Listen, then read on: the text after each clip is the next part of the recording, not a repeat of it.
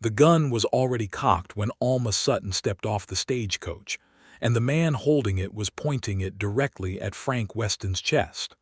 Alma did not scream. She had not come 2,000 miles across this continent to scream.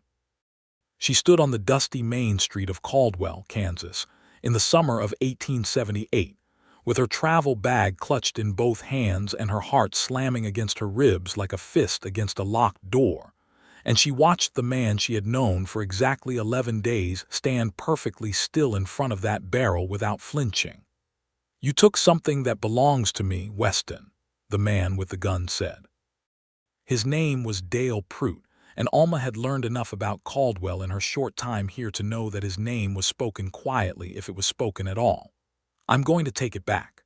"There's nothing of yours I'm holding on to," Frank said. His voice was even, the way a river is even just before it drops into a canyon. "But I'd appreciate it if you'd lower that before someone gets hurt who doesn't deserve it." Prout's eyes slid to Alma. They moved over her the way a man's eyes move over something he intends to purchase, and something cold and razor-edged settled in her stomach. "She's part of it," Prout said. And that was the moment Alma understood that she had not escaped anything by boarding that westbound train in Philadelphia. She had simply traded one kind of trap for another. The difference was that this time, there was a man standing between her and the danger, a man with dark eyes and calloused hands, and a past she did not yet fully know. And the terrible, inconvenient, absolutely forbidden truth was that she did not want him to step aside. She had turned down 6 suitors in Philadelphia.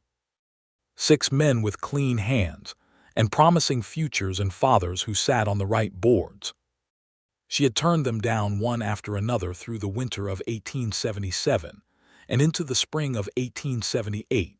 And when her own father had sat her down and told her that her behavior was becoming a source of embarrassment, that a woman of 24 could not afford to be selective, that the Sutton family name required a certain kind of alliance, she had stood up from that dining room chair, walked upstairs to her room, packed 2 bags, and walked out of the house before dawn without leaving a note.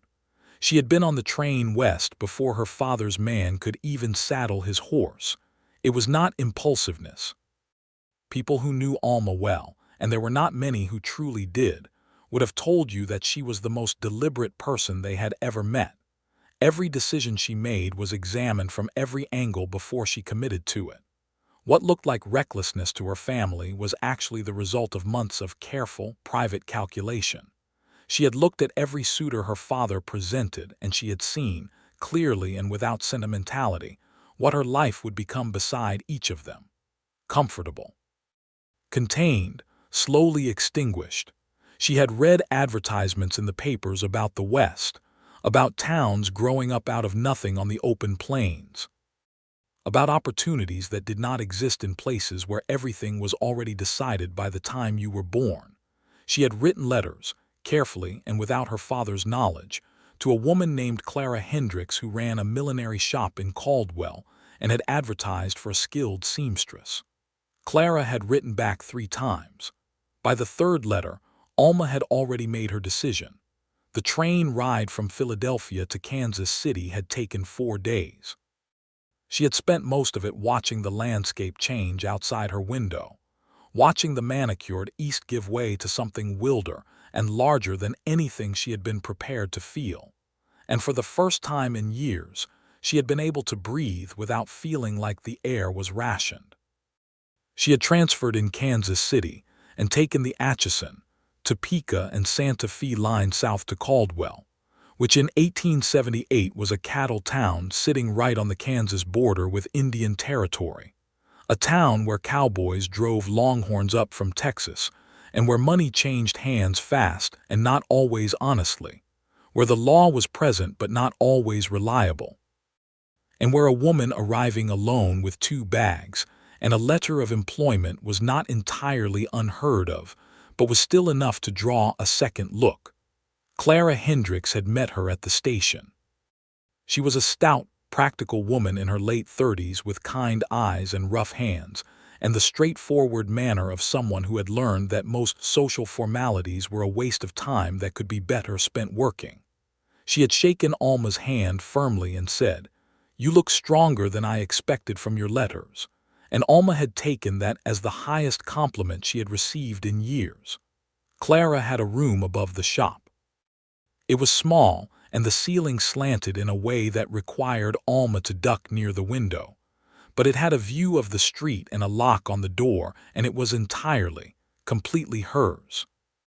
She had stood in it that first night, with her bag still unpacked, and felt something she could not immediately name before she recognized it as the simple sensation of belonging to herself. She had met Frank Weston on her third day in Caldwell. It had been raining, a hard, sudden plains rain that turned the main street into a river of mud in less than 10 minutes, and she had been trying to get from the dry goods store back to Clara's shop with a bolt of fabric tucked under her arm. She had stepped off the boardwalk without looking and gone straight into a puddle that was deeper than it appeared, and she had stumbled, and the fabric had started to fall, and two hands had caught both her arm and the bolt of cloth before either of them hit the mud. She had looked up into a face that was weathered and serious, with dark eyes under the brim of a damp hat, and a jaw that looked like it had been cut from the same red limestone that made up the bluffs south of town. "Careful," he had said. That was all. She had taken the fabric back from him and said, "Thank you," and walked the rest of the way to the shop without looking back, because she had the distinct feeling that if she looked back she would find him still watching, and she did not want to examine what that might mean. She had asked Clara about him that evening. Clara had been quiet for a moment, the way a person is quiet when they are deciding how much truth to deploy at once. "Frank Weston," she had finally said. "Came out here about 4 years ago from Missouri, worked as a ranch hand for a time. Now he's got a small spread of his own about 8 miles east of town. Horses, mostly. He trains them." She had paused again. "He's a good man, one of the genuinely good ones, which out here is rarer than water in August." "Is there a secret?" Alma had asked, because Clara's pauses were communicating something that her words were not. Clara had looked at her over the lamp. "Not a secret exactly. More of a dark past that he's not shy about if you ask him directly, but it's his to tell."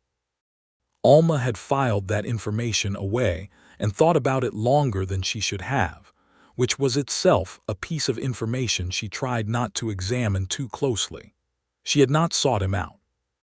But Caldwell was not a large town, and in the following days she had found herself encountering him with a frequency that felt statistically improbable.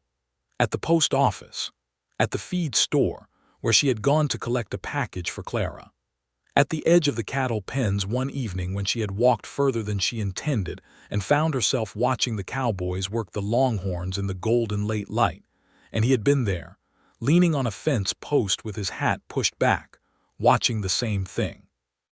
He had turned and seen her, and he had not looked away the way men usually did when they were caught staring. He had simply nodded, as if her presence there was a reasonable thing that required no explanation. "You're Clara's new seamstress," he had said. "I'm a person who works in Clara's shop," she had said, which was a distinction she noticed herself making. Something in his face had shifted, not quite a smile, but something adjacent to it. "Alma Sutton," he had said. "Clara mentioned you." "She mentioned you too," Alma had said. There had been a silence that was not uncomfortable, which was itself unusual. In her experience, silence with strangers was always uncomfortable. It was always full of the pressure of social expectation, of the need to fill it with appropriate things. "What did she tell you?" he had asked. "That you're one of the genuinely good ones," Alma had said, "which out here is rarer than water in August." He had looked at the cattle pen for a moment. "She's generous." "She doesn't seem like the generous type to me. She seems like the accurate type." He had looked at her then fully, the way he had looked at her in the rain, and she had felt it like a hand pressed flat against her sternum. "Are you planning to stay?" he had asked. "Yes," she had said, and meant it with a certainty that surprised her. Over the following days, what began as encounters became conversations. He was not a man who talked for the sake of it, and she found that after years of parlor rooms full of men who talked constantly and said very little, the economy of his speech was something close to relief. When he said something, it meant something. When he was quiet, the quiet was not absence. It was presence of a different kind. He had come into the shop one afternoon with a bridle that needed a strap repaired. Clara had handed it to Alma without explanation, and Frank had stood on the other side of the counter with his hat in his hands, and they had talked for 40 minutes about things that started with horses and moved gradually, almost without either of them noticing, into things about what a person owed themselves versus what a person owed the people who claimed to love them. "My father had plans for me," Alma had said, not intending to say it, finding it already said. "Most fathers do," Frank had said. "Mine was no different. What did yours want for you?" He had been quiet for a moment. "Something I wasn't able to give him. Not because I didn't want to, but because it would have required me to be a different person than I am." She had looked up from the stitching. What kind of person did he want? The kind who doesn't ask too many questions about how a thing is being done when the result is profitable. She had understood immediately what he meant. She had not pushed him, but she had stored it alongside what Clara had said about a dark past that was his to tell. He had told her on the 7th day, sitting on the bench outside Clara's shop in the late afternoon, when the heat had dropped to merely uncomfortable. He told her about his father's business dealings in Missouri, about the land that had been acquired through methods that Frank had eventually understood were not legal, about the moment he had realized that his own complicity, by silence, by presence, made him part of it, about the confrontation with his father that had ended whatever relationship they might have had, about leaving Missouri with nothing that was not entirely his own.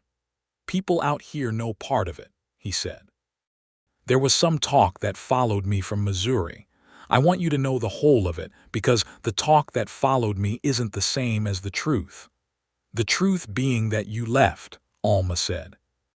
"The truth being that I tried to do right by it first and failed, and then I left," he said. "I'm not interested in being a hero of my own story. I made mistakes. I stayed longer than I should have because I thought I could change things from inside. I couldn't." Alma had looked at the street. "That's not a dark past," she had said. "That's a person who learned something difficult and did something about it when a lot of people wouldn't have." He had looked at her with an expression she could not fully read. "You're not what I expected," he said. "What did you expect? Someone passing through, the way people from back east usually are when they come out here. Like it's a place to observe before going back to where things are comfortable." "I'm not going back," she said. "I'm starting to believe that," he said. What she had not told him, not yet, was about the letters. They had started arriving at the end of her second week in Caldwell. The first one was from her father, and it was exactly what she had expected.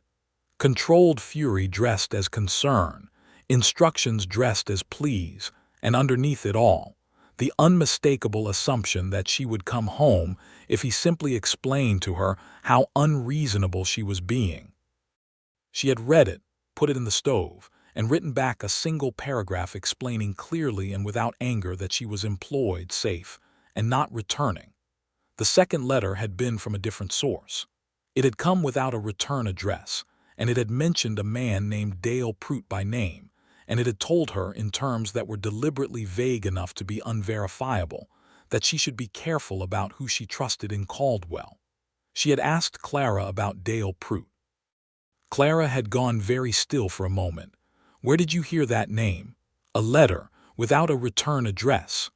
Clara had set down the work she was holding and given Alma her full attention. "Prout runs the cattle brokering operation at the south end of town. He's the one who decides which cattlemen get favorable terms at the pens and which ones don't. He's got money and influence, and he is not a good man, and anyone who tells you different is either on his payroll or afraid of him." "What does he have to do with Frank Weston?" Alma asked, because she had known already that it would connect there. "Frank's horses," Clara said. "Prout's been trying to acquire Frank's land for 2 years. It sits between the cattle trail and the water source that Prout wants for his own operation. Frank won't sell. Prout's been making it difficult for him in ways that are hard to prove and harder to fight." Alma had thought about this for a long time. She had thought about the letter, and about who might have sent it, and why they would send a warning to a woman who had been in town for less than 2 weeks, and the most logical conclusion was that someone who knew Prout and knew Frank Weston had seen in Alma's arrival something worth warning her about, or possibly something worth using.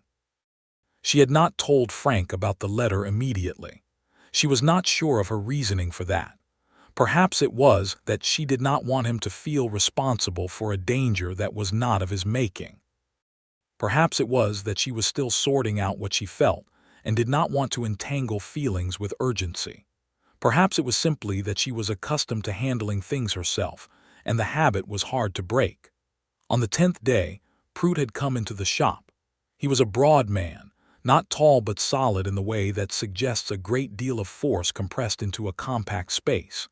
He had a well-trimmed beard and good clothes and the kind of smile that had been practiced in mirrors.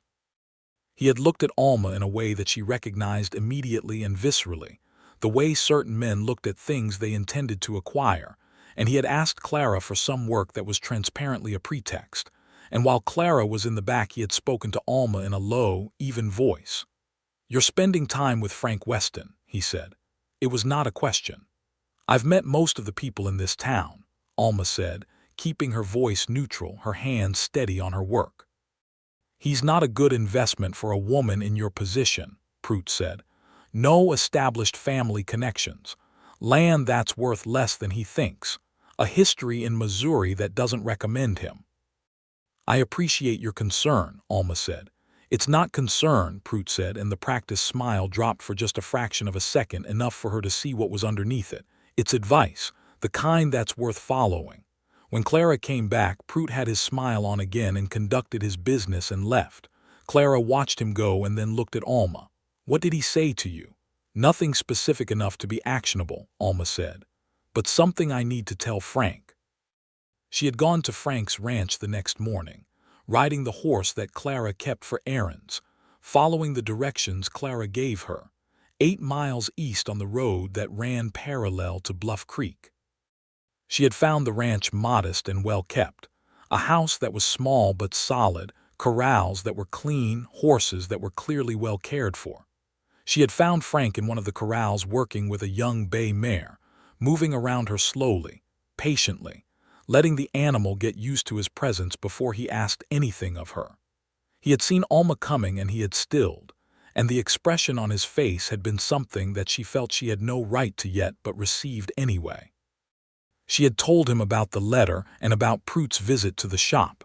She had told him all of it clearly, without dramatizing it or understating it. When she finished, he had leaned on the corral fence and looked at the mountains in the west for a long time. "I'm sorry," he had said. "This isn't something you should have to be part of." "I didn't say I was afraid," she said. "I said I thought you should know." "There's a difference, I understand that." He looked at her. "But Prout is not a safe enemy, Alma. He has money and he has people, and he has a long history of making problems that can't be traced back to him. I've been managing it for 2 years and I haven't found a way to stop it, only to keep it from getting worse. What would make it stop? Evidence of what he's actually doing. The intimidation, the interference with my contracts, the incident last winter where 3 of my horses were spooked into a fence, and 2 of them broke legs." He said it with a flatness that she understood was not indifference but the kind of control that keeps grief functional. "Nothing I can prove, nothing the sheriff feels is enough to move on." "Then we find something provable," Alma said. Frank had looked at her with that unreadable expression again, the one she was beginning to read more clearly. He said. "I'm not a passive person," she said. "I never have been. If I was, I'd be in Philadelphia right now at a dinner party with a man I don't care about." He had been quiet for a long moment. The bay mare moved to the fence and put her nose near Alma's hand, and Alma let her, and Frank watched that happen with an expression that she felt she understood now. "Why did you leave?" he asked, not challenging, genuinely asking. "Because staying would have been a slow erasure of everything I actually am," she said. "My father is a good man in many ways. But his love is conditional on compliance, and I finally understood that I could either spend my life trying to earn his version of love by destroying myself, or I could go somewhere and see what I was when nobody was editing me." Frank did not say anything for a moment. Then, What are you? When nobody's editing you, she had been surprised by the question. She had expected sympathy or admiration or advice, not a question that required her to look directly at herself. I'm someone who wants to build something real, she said slowly. Something that belongs to me because I made it, not because it was handed down or negotiated. I'm someone who believes a life can be chosen, not just inherited. She paused. And apparently I'm someone who rides 8 miles on an unfamiliar horse to tell a man she's known for a week and a half about a threat because it seemed like the right thing to do. It was, he said.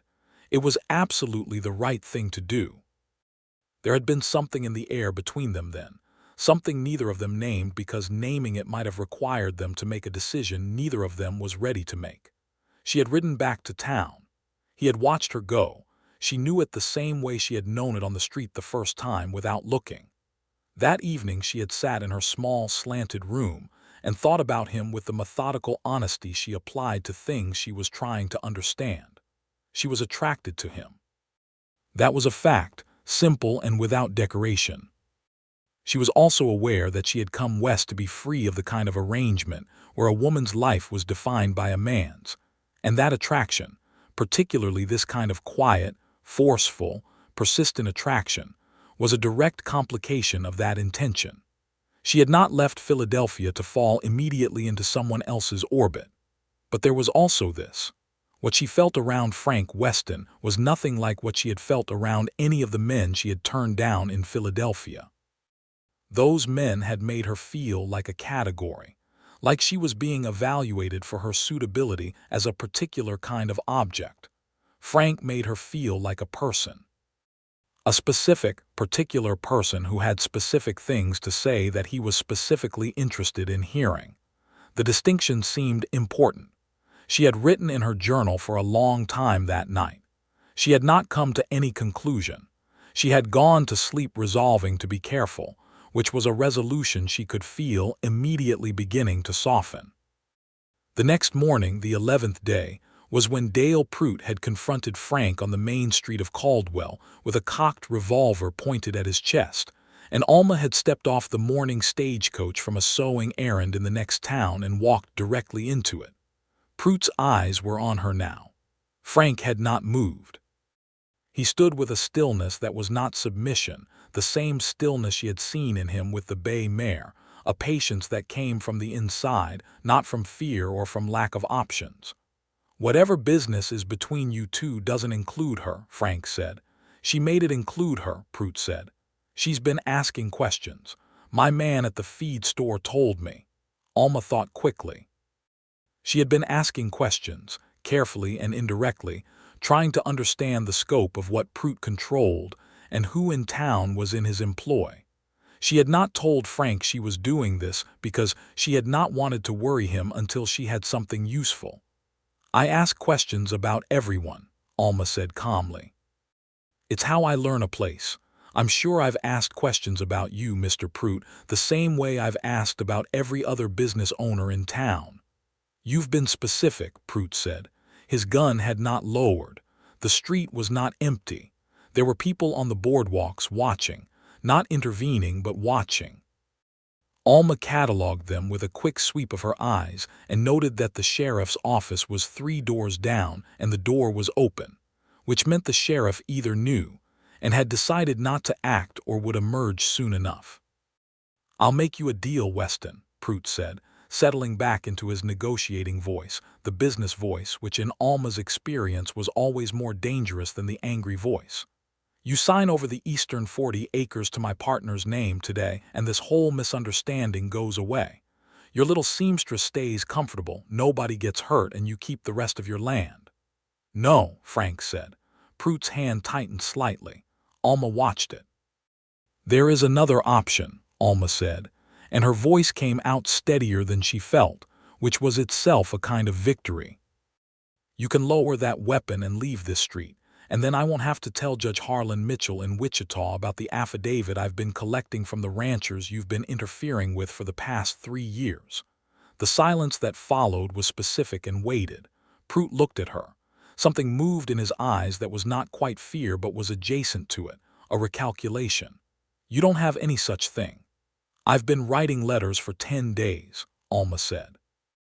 I have correspondence from 4 ranchers who have documented losses that connect to your operation. I have a former employee of yours who is currently in Wichita and who has agreed to speak to a territorial judge about practices you instructed him to carry out. I will tell you that if anything happens to me or to Frank Weston, those letters are already arranged to be delivered. She was fabricating half of this. She had the 4 ranchers. Those had been surprisingly easy to identify and approach once she understood the pattern. She did not have the former employee. But she spoke it as fact, and the part she did have was real enough that Prout could not be certain of the boundary between it. Prout stood very still, the gun lowered degree by slow degree. You have no idea what you've gotten yourself into, he said. I have a very good idea, Alma said. I suggest you think carefully about whether it's worth pursuing. The sheriff appeared at the door of his office. He looked at the scene and at Prout's lowered gun and said, Dale, walk it off. Prout held Alma's gaze for 3 more seconds. Then he holstered the weapon and walked away without another word. Frank turned to look at Alma. She had not realized until he turned that she had covered the distance between them while speaking to Prout, that she was standing close enough to him now that she could see the exact line of tension in his jaw beginning to release. Former employee, he said. I'm working on it, she said. He looked at her for a long moment and then he did something she had not expected. He reached out and took her hand, not dramatically, not pulling her toward him, but simply holding it, her hand in both of his, steady and certain and warm, and he said, Thank you, Alma. She did not pull away. She should have, perhaps. She had resolutions about this. But his hands were around hers and she could feel her own pulse, and none of her careful resolutions seemed to be functioning properly. You knew I was asking questions, she said. I suspected, he said. I didn't want to stop you, he paused. I also didn't want you to be in danger because of something that's mine to deal with. It's become mine as well, she said. I'm not sure when exactly. They stood there in the main street of Caldwell, Kansas, in the summer of 1878, holding hands while the townspeople who had watched the confrontation gradually and politely found things to look at other than them. And Alma thought that she had spent 24 years in a city that felt like a cage and 10 minutes on a dusty street feeling more herself than she had ever been. She had come west to belong to herself. She was beginning to understand that belonging to herself and choosing to stand beside someone were not, in fact, the same kind of trap. Over the next several weeks, they were careful, or they tried to be. Frank continued to come into the shop with work that may or may not always have strictly required his presence. Alma continued to have reasons to ride east on the road toward Bluff Creek.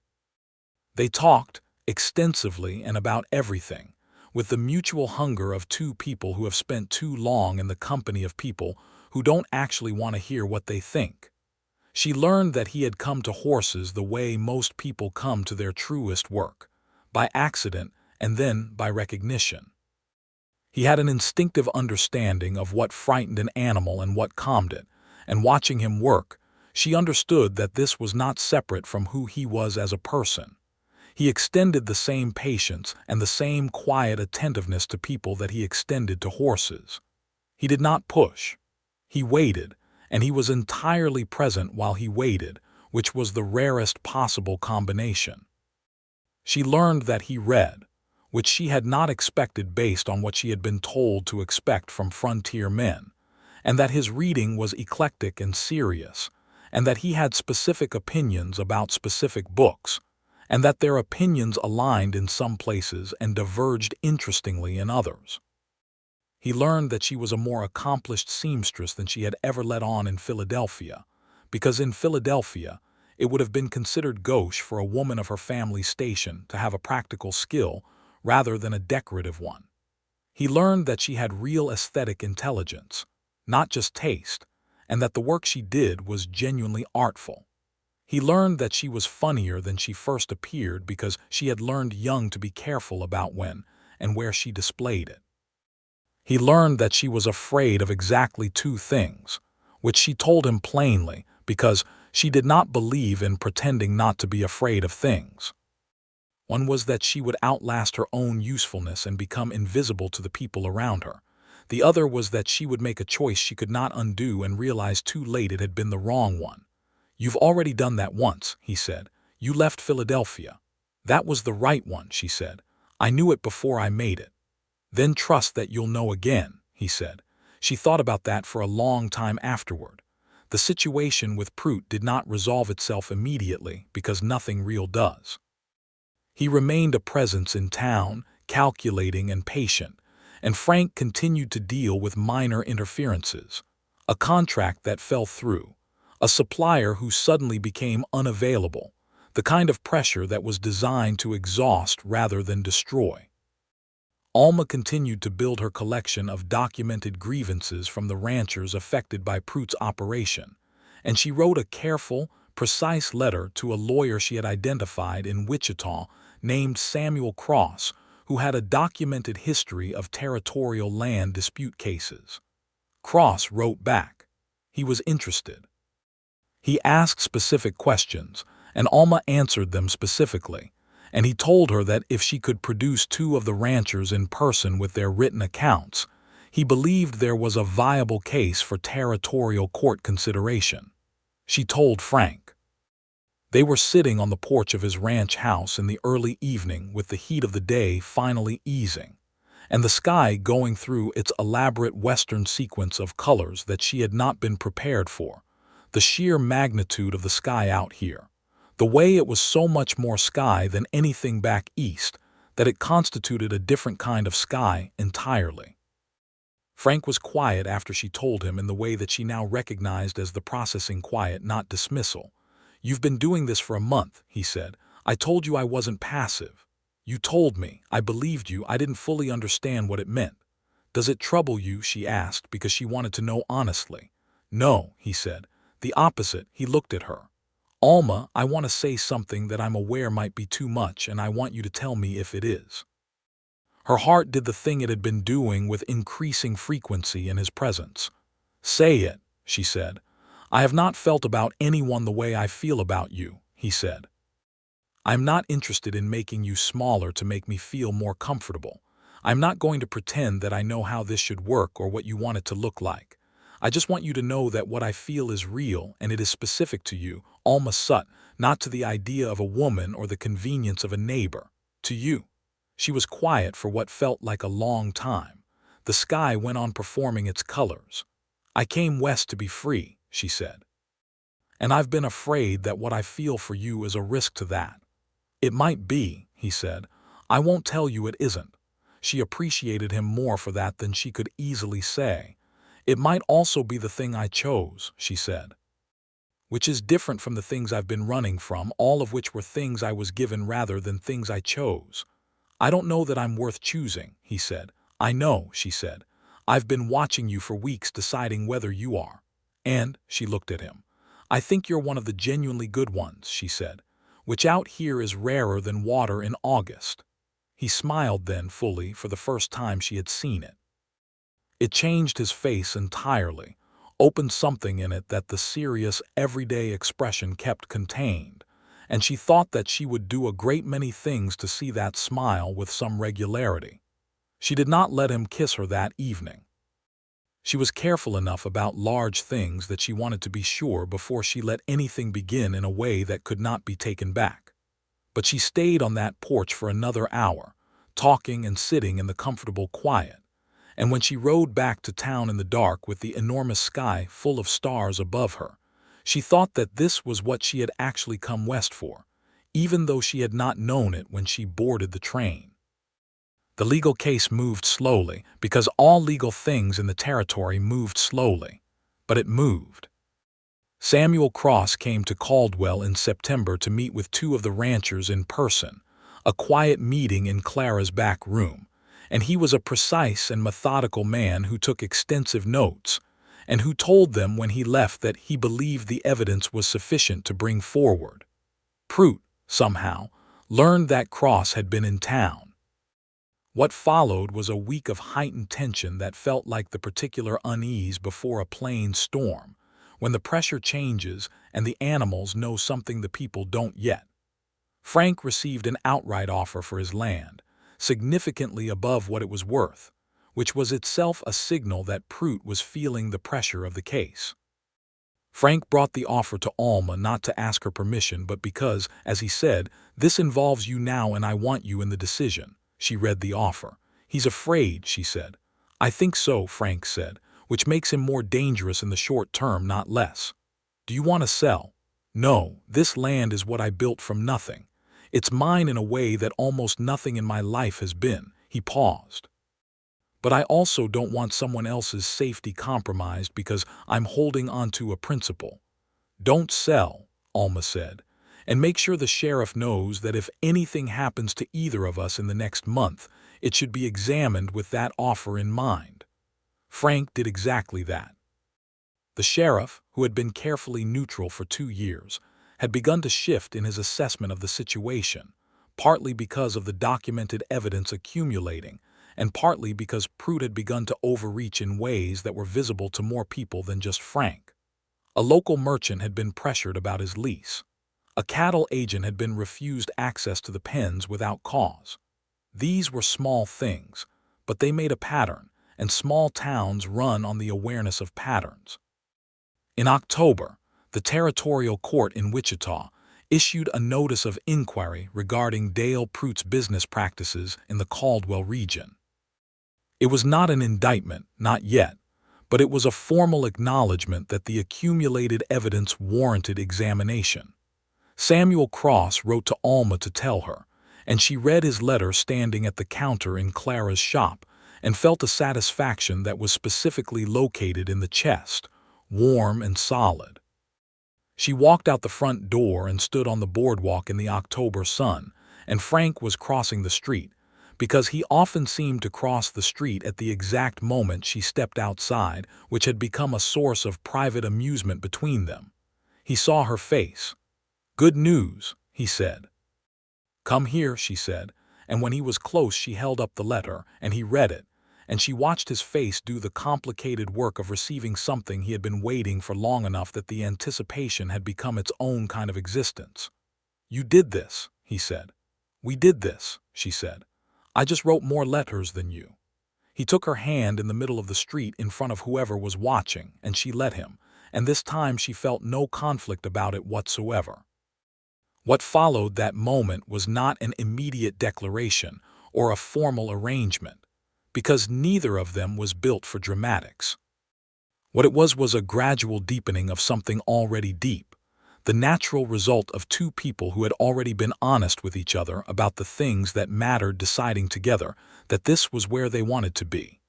He told her he loved her on a cold November morning at the ranch, standing in the barn with the horses around them and his breath visible in the air. And he said it simply, without ceremony, as a statement of existing fact rather than a plea or a demand. She had thought about how she would respond to this moment because she thought about things. She had various responses prepared. What she actually said was, "I know, I love you too, Frank," which was not one of the prepared responses but was the truest thing.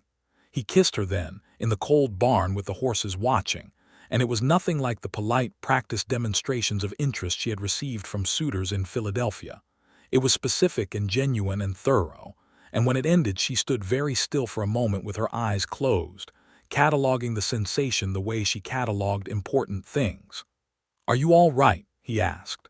"I am extremely all right," she said. "Give me a moment to adjust," he laughed. She had heard him laugh before, brief and quiet, but this was a full laugh, and it was the best sound she had heard since the train whistle that had taken her away from the life she was escaping. The winter of 1878 into 1879 was cold on the Kansas plains in a way that was categorically different from Philadelphia cold. Philadelphia cold was wet and gray and pressed in from all sides.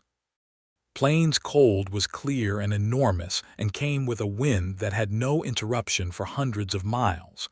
Alma found she preferred it perversely. There was an honesty to it.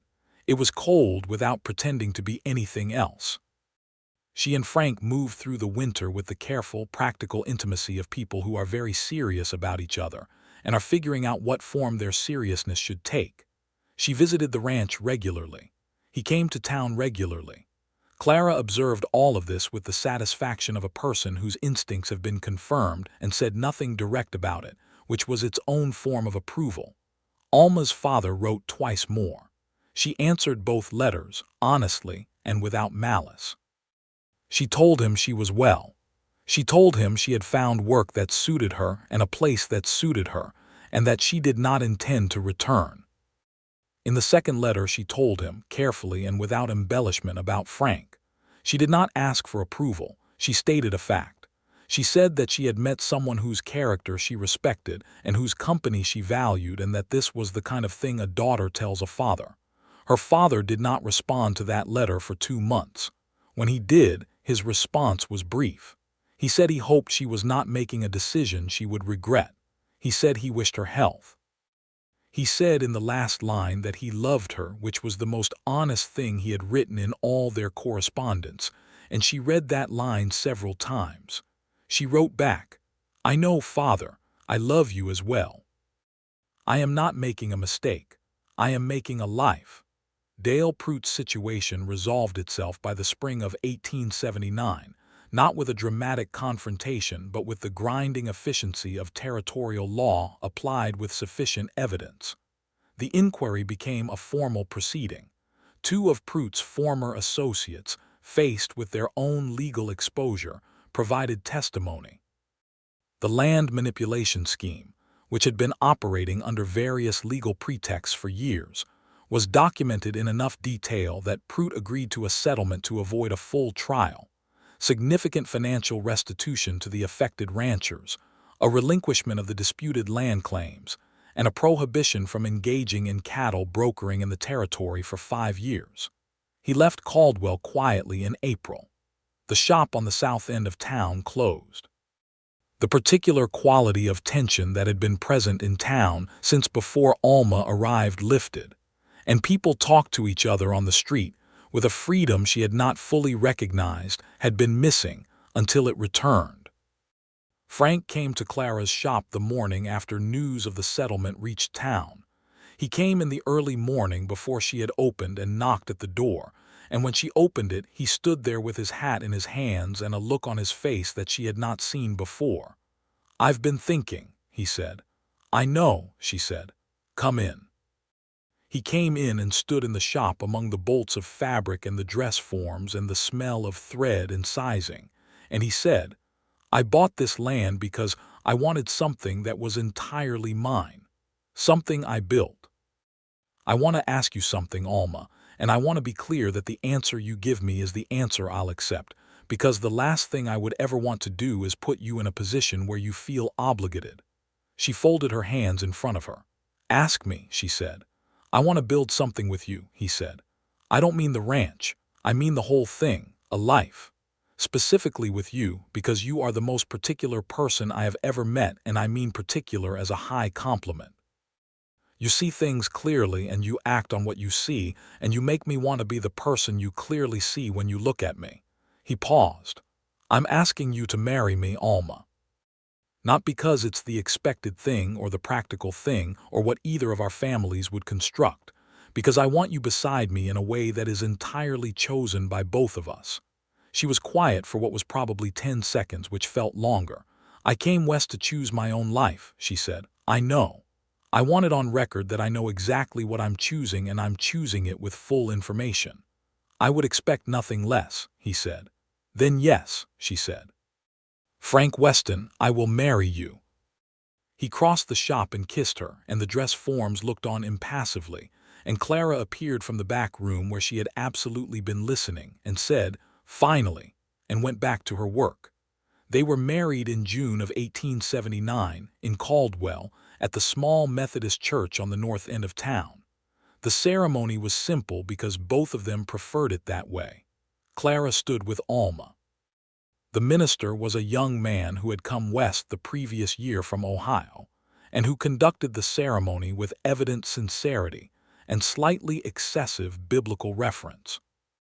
The ranchers whose cases had been resolved came, and the merchant whose lease had been threatened, and the cattle agent who had been shut out of the pens, and most of the rest of the town, because Caldwell was still small enough that a wedding was a community event. Alma wore a dress that she had made herself over the preceding 2 months, ivory cotton with careful needlework at the collar and cuffs, and when she came down the aisle and Frank saw her, she watched something happen in his face that she knew she would be seeing in her memory for the rest of her life. She was 25 years old, and she was standing in a small church on the Kansas plains choosing the life she had come west to find, and she was not afraid. Not of the choice, not of the future, not of any of the things she had carried like weight for most of her 20s. She felt the way the plains felt at dawn, wide and clear and full of unobstructed light. "You are the most beautiful thing I have ever seen," Frank said quietly when she was beside him, not loudly, just to her. "You're also fairly remarkable," she said. He smiled. The minister cleared his throat. After the ceremony, there was a gathering in the churchyard with food that people had brought from all over, and that lasted until the sky went dark and the stars came out in the enormous Kansas quantity. There was dancing, and Alma discovered that Frank danced well, and that he took it seriously but not solemnly, which was exactly the right combination. At some point in the evening, she found herself standing at the edge of the churchyard looking east, back toward where she had come from, with Frank beside her. "Do you miss it?" he asked. "Parts of it," she said honestly.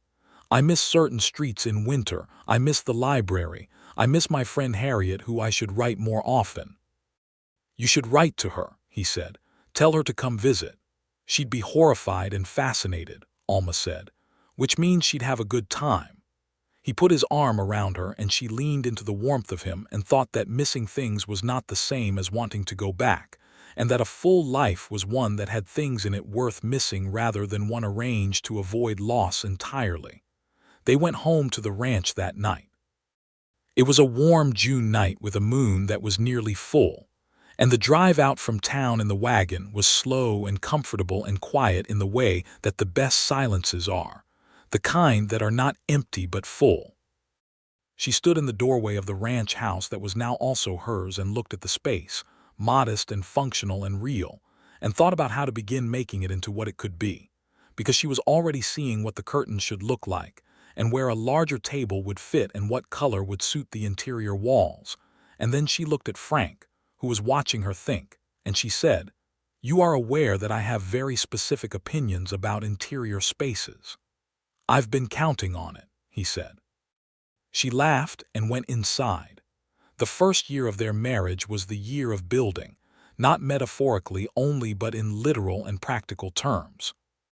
Frank expanded the horse operation with a second corral and brought in 3 additional mares of quality breeding. Alma continued at Clara's shop through the summer and into the fall, contributing both income and what she was beginning to understand was a genuine creative practice. The work that she had been told was a practical skill, but that she now understood was also an art. In the evenings, she worked on the ranch house, which became over the course of months something warm and particular, with curtains of her own making and a larger table, and a kitchen that was organized with systematic efficiency. She wrote to Harriet, as Frank had suggested, and Harriet wrote back with the predictable combination of alarm and curiosity, and then more curiosity, and then a letter that said she was beginning to understand what Alma had been looking for, and that she wished she had the courage of it. Alma wrote back that it was not courage exactly, but the recognition that the alternative was worse. She wrote to her father regularly. The correspondence became easier as the year progressed, as though the distance and the evidence of her actual flourishing had gradually dissolved some of the argument. In December of 1879, her father wrote that he would like to visit if she would have him. She showed Frank the letter. "Would you like him to come?" Frank asked. "I would," she said. "He's my father and he's not a bad man, and I would like him to see who I am here." "Then invite him," Frank said, "and I'll endeavor not to make it difficult for either of you." "I know you will," she said. "That's one of the things." "What things?" "The list of things I love about you. It's fairly long. Don't let it go to your head." Thomas Sutton came in the spring of 1880. He was a tall man, dignified in the way of men who have spent their lives in rooms where dignity was currency, and he arrived at Caldwell looking faintly overwhelmed by the scale of everything and trying not to show it. Alma met him at the station. They embraced, and it was awkward in the way of two people who have been through something between them and are not sure yet where they stand, but it was genuine, and she felt something release in her chest that she had not known she was still holding. She brought him to the ranch. She watched him look at it, carefully and honestly, the way he looked at everything, and she could see him recalibrating his assumptions in real time. He had expected something rough and threadbare. What he found was modest but considered, and his daughter's mark on it was visible and purposeful. He and Frank spent 3 days circling each other with the careful courtesy of two men who each care deeply about the same person and are not sure yet if they respect each other. On the 4th morning, Alma woke early and came downstairs to find them both at the kitchen table with coffee, talking. She stood in the doorway for a moment, listening without either of them knowing she was there, and she heard her father asking Frank about the territorial court proceeding and Frank explaining it plainly and honestly, including his own responsibility for the situation that had developed. "You could have sold and avoided all of it," her father said. "Yes," Frank said. "I built what I have from nothing, and there was a principle involved that went beyond the land. If a man learns early that coercion works, he applies it broadly. I wasn't willing to let that lesson be learned." Her father was quiet for a moment. "Alma said something like that to me once, about principles. I told her she was being impractical." "She's the most practical person I've ever met," Frank said. "She just applies her practicality to things that some people dismiss as abstract." Another pause, then her father said, "She's happy." "She is," Frank said. "She made herself happy by her own choices. I just have the privilege of being nearby." She went back upstairs and sat on the bed for a moment with her hands in her lap and felt the warmth of that exchange settle somewhere permanent. Her father extended his visit by a week. He and Frank went riding together. He watched Frank work with the horses with an expression she recognized from childhood, when he was encountering something that was revising his understanding. When he left, he embraced Frank and shook his hand in the same motion, something she would not have predicted. On the platform, waiting for the train, he said to her quietly, "I was wrong about what you needed. You were telling me what you understood," she said. "I couldn't make you understand something different until I had shown you." "You've shown me," he said. "Good," she said. "Now I want letters regularly, and I want you to know that you are welcome here, Father, genuinely." He nodded. The train came. He boarded it and she watched it go east with the plains around her and the sky above her and Frank's hand finding hers from beside her without either of them looking. "How do you feel?" Frank asked. "Like something old is finished and something new has room," she said. In the autumn of 1880, Alma understood that she was expecting a child. She was not surprised exactly, but she held the knowledge alone for several days, examining it the way she examined everything important, turning it to find all its angles, all its implications, all the ways her life was about to change, and all the ways it would remain herself. She told Frank on a Sunday evening on the porch, with the sky going through its colors. He was quiet for the specific kind of moment that she had learned to distinguish from other silences, the kind full of something being experienced rather than processed. "Alma," he said. "I know," she said. "We're going to need a bigger table," he said. She laughed, a full, genuine, delighted laugh, the kind that came without preparation. "We already have a bigger table." "Eventually a bigger one than that," he said. He reached for her and she let him draw her clothes, and they sat there in the autumn evening with the knowledge between them like something warm and alive, which was exactly what it was. Their son was born in April of 1881, in the ranch house with the assistance of the local doctor, a no-nonsense woman named Dr. Eliza Marsh, who had come to Caldwell the previous year, and who conducted the birth with an efficiency that Alma deeply appreciated. They named him James Thomas Weston. James for Frank's grandfather, who he had spoken of with simple affection, and Thomas for Alma's father, because she wanted her father to know that despite everything, despite the running away and the train and the refusals and the distance, he was part of what she had built. James Thomas Weston was a solid, serious baby who looked at the world with enormous eyes the same dark color as his father's, and who from the first week seemed more interested in observing than in protesting, which Alma found promising. She wrote to her father the day after James was born, and then she wrote to Harriet, and then she lay back in the bed with the morning light coming through her curtains, and listened to Frank in the other room making sounds at his son, with a gentleness that she had known was in him, but that she had not been prepared to hear expressed quite like this, soft and wondering and entirely unguarded. She closed her eyes and felt the perfect, specific happiness of a person who is exactly where they chose to be. Clara came the next day and held James with the practiced ease of someone who had spent years around other people's children and said, "He's very sensible looking," which was Clara's highest praise. "He gets it from his mother," Frank said from the doorway. "He gets it from both of you," Clara said. "Some of us have been watching." Caldwell grew through 1881 and 1882 as it had been growing since before Alma arrived. The cattle trade brought money and movement, and with it came all the complicated negotiations of a town determining what kind of place it wanted to be. There were arguments about governance and commerce and the treatment of the men who drove the cattle up from Texas, many of whom were black cowboys and Mexican cowboys whose labor was essential and whose status in the town was inconsistently recognized.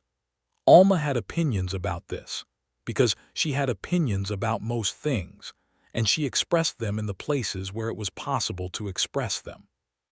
She and Frank had a conversation about it early in 1882 that she thought about afterward for a long time. She had said that she was bothered by the way certain men were paid less and housed worse regardless of the quality of their work. Frank had said that he agreed, and that on his ranch the pay was the same regardless of a man's background, which she had known but which she wanted him to say out loud because she wanted to understand that they were aligned. "The injustice is real," Frank said, "and I'm aware that saying I do my small part on my own land is insufficient as a response to something systemic." "It's not nothing," Alma said. "No," he agreed, "but it's not enough." They continued to do what was within their power to do, which was imperfect and limited and still more than most were willing to manage. Because the easier path in any era is to observe injustice and categorize it as inevitable rather than chosen. Frank's horse operation had grown by 1882 into something that had a real reputation in the region. He was known as the man to see for a trained horse that would not spook, a working horse that could be trusted in difficult situations, and the business this generated had allowed them to expand the ranch and to begin building a second, larger house on the eastern side of the property, which would take 2 years to complete, but which Alma had been designing in her head since James was born. She was still working part-time with Clara, though Clara was beginning to talk about retirement, or at least about finding a partner who could take on more of the shop's management. The conversation between them about this happened gradually, and then all at once, the way these things do. One evening Clara said plainly that she would like to sell Alma the shop, and Alma said plainly that she would like to buy it, and they negotiated the terms over 3 evenings in a way that felt like the most natural business arrangement in the world. By the end of 1882, Alma Sutton Weston was the proprietor of the millinery and dressmaking shop on Main Street in Caldwell, Kansas. She had walked out of her father's house in Philadelphia in the dark before dawn on an April morning in 1878 with 2 bags and a letter of employment, and she had built, by her own choices and her own work, something that was entirely and completely hers. She sat alone in the shop on the first morning after the papers were signed, before she opened, with her coffee and the morning light coming in through the window that looked out at the street, and she thought about all of it with the particular fullness of a person who has arrived somewhere. She had turned down 6 suitors in Philadelphia. She had walked out before dawn. She had taken a train west alone and terrified and more alive than she had been in years. She had walked into a town she did not know and built a life in it piece by careful piece. She had loved a man she had chosen herself, a real man with a real past and real values, and she had built with him something genuine. She had been afraid of many things. She had done them anyway. The street outside was beginning to fill with the morning's business, and she could see the dust rising from the cattle pens on the south end, and the stage from Wichita turning the corner, and 2 men she knew by name crossing to the feed store, and in the distance, just coming into town from the East Road, a rider on a bay horse who she recognized by the way he sat in the saddle before she could see his face. Frank. Coming to town with James, who was now nearly 2, and who had recently developed a strong opinion about horses that his father was encouraging with the particular delight of a parent seeing something of themselves reflected in a child. She watched them come down the street. Frank saw her in the window and lifted his hat. James, riding in front of him, waved both arms in the uninhibited way of small children for whom enthusiasm has not yet been disciplined. She waved back and stood up to open the shop. The second child was a girl, born in the summer of 1883, and they named her Clara Eliza Weston, Clara for the woman who had been Alma's first friend in the West and her steadiest one, and Eliza for Dr. Marsh, who had brought both children into the world with a practicality that somehow managed to also be warm. Clara Hendricks, the original Clara, held her namesake at the christening with an expression that she would have denied was moved, but that everyone in the church could clearly see. The new house was completed in the fall of 1883. It was larger than the original, with proper separate rooms and a real kitchen, and a parlor that Alma furnished with a combination of things she had made herself and things they had ordered carefully over the preceding year. And it had large windows on the east and west sides, so that the light moved through it over the course of the day, which she had specified to the builder, and which had taken some explaining. They moved in on a Saturday in October, the 4 of them, Frank and Alma and James, who was 2.5 and had opinions about everything, and Clara Eliza, who was 4 months old and observed the move from a basket with the dark-eyed seriousness she had been born with. They moved with the help of neighbors who came to assist in the way that people in small western towns still did in those years, with food and strong arms, and the general understanding that community was a verb. That evening, with the children settled and the house still full of the chaos of being half arranged, Frank and Alma sat in the parlor with the lamps lit and the October wind pressing against the new windows, and she looked at the room around them with the double vision of what it was and what she had seen it becoming before it existed. "We built this," she said. "We built this," he agreed. "I mean the whole of it," she said, "not just the house." He looked at her with the dark eyes that had caught her in the rain on her 3rd day in Caldwell, when everything was still uncertain, and she was trying to be careful, and he had handed back the bolt of cloth and said careful, and she had known something without yet knowing what she knew. "We built the whole of it," he said. She leaned her head on his shoulder and he put his arm around her, and they sat in the lamplight in the house they had built together in the life she had chosen, and outside the October wind blew across the Kansas plains, enormous and honest and free. In the years that followed, they built more, always more, because that was what they both were. Frank's horse operation became known in neighboring territories, and he hired 3 hands who he treated fairly and paid honestly, and who stayed because good work done well in a good environment has its own gravity. Alma's shop became the finest dressmaking establishment within 100 miles, and she trained 2 apprentices over the following years, both young women who came to her the way she had come to Clara, looking for something more than what they had been offered.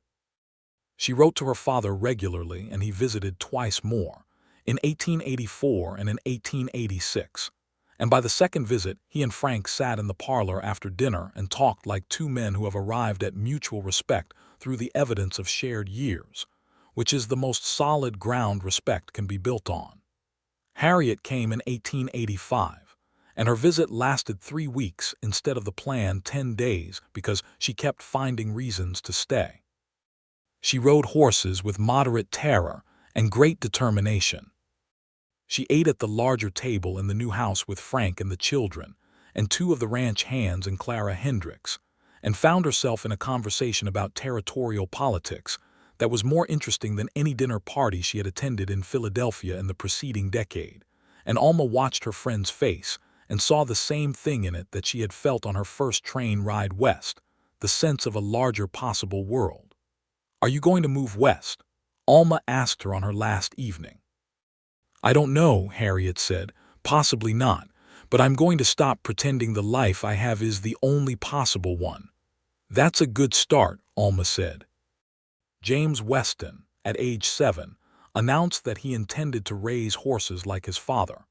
At age 8, he amended this to also running a shop like his mother because, he explained, he had been helping in the shop on Saturdays, and it turned out that he found the business aspects interesting. Frank received this news with a satisfaction he did not try to conceal. Alma told him he could be as many things as he wanted to be.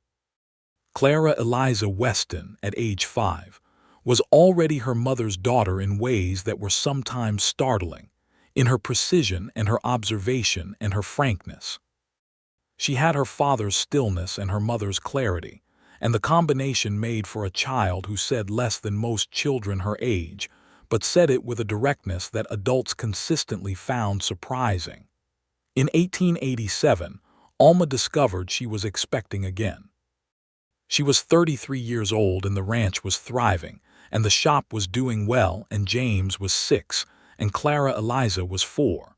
And the news arrived the way news that you didn't plan for often does, when everything is already full enough that more seems impossible, and you quickly discover that the categories of full are expandable. Their 3rd child was a boy born in March of 1888, and they named him William Frank Weston. William for no particular tradition but because they both simply liked the name, and Frank for his father, which Frank received with a quietness that was the processing kind, and then said, "You didn't have to do that."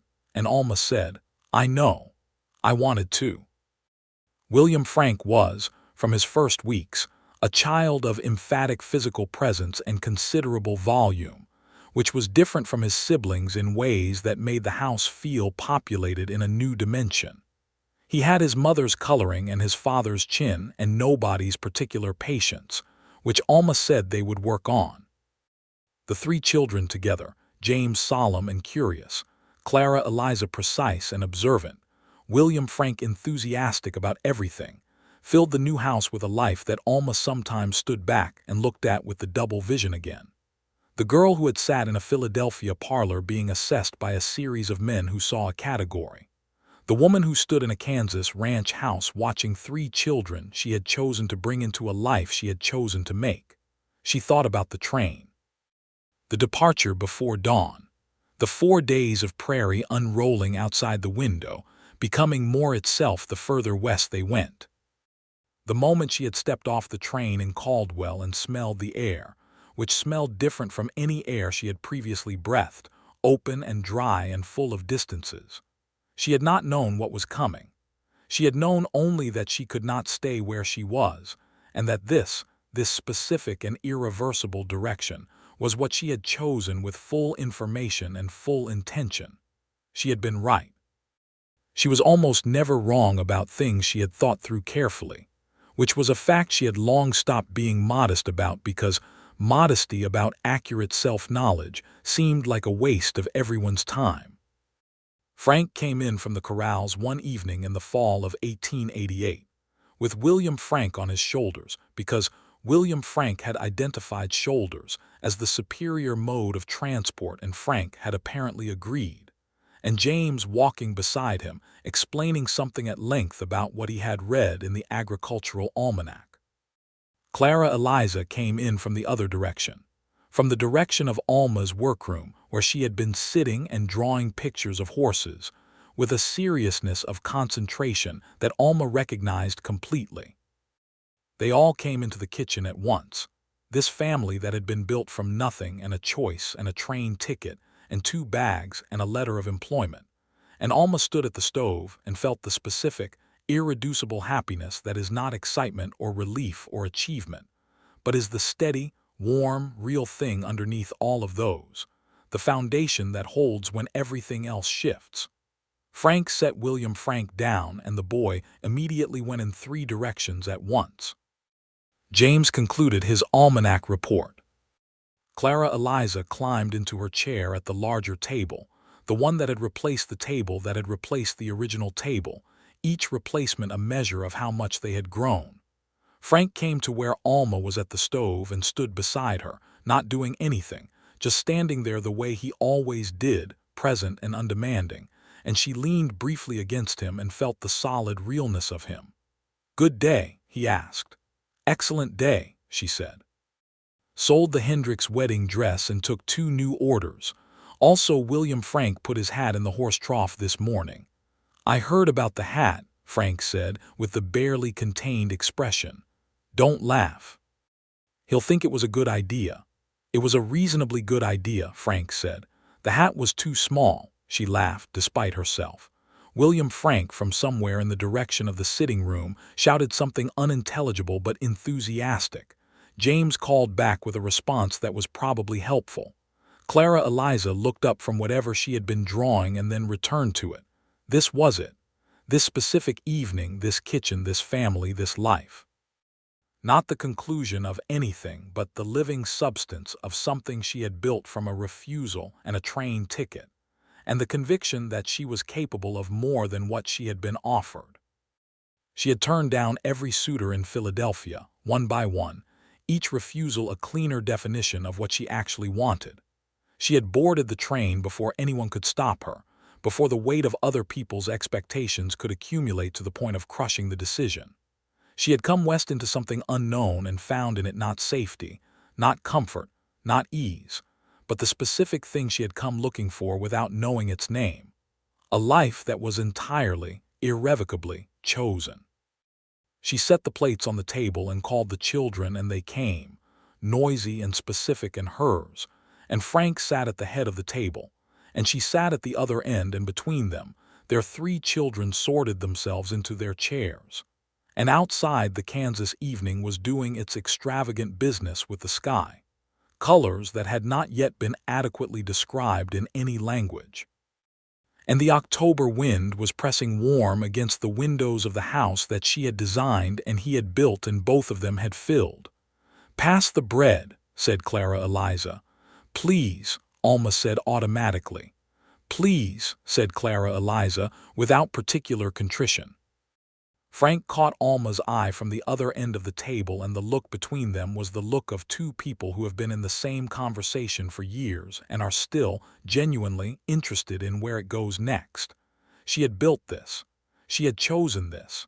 She was here, and it was, entirely and without reservation, enough.